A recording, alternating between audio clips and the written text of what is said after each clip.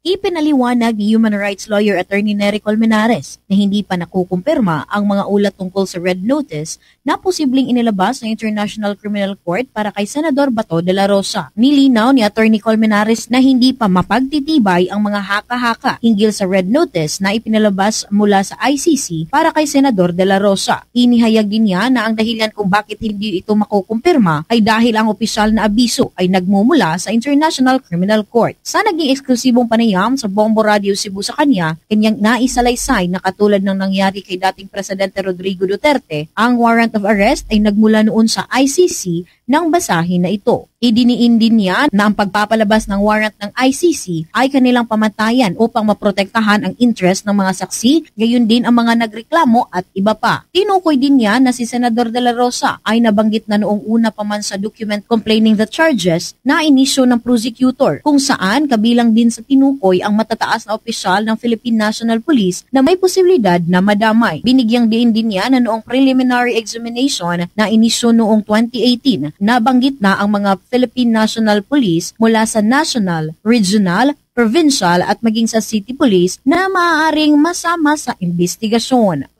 Well, hindi natin ma-confirm yan kasi ang official talaga na announcement mula yan sa ICC. Kung maalaala nyo, yung panahon ni President Duterte, nabasa lang natin yung warrant, nalaman lang natin yung warrant, ang binabasa na kay President Duterte ang warrant of arrest. At yun kasi ang patakaran ng ICC na para maproteksyonan ang interest ng mga witnesses, ng mga complainants. Mula rito sa lalawigan at lungsod ng Cebu, this is Bombo Irene Ardiente, and this is Bombo Radio Philippines, the #1 and most trusted source of news and information.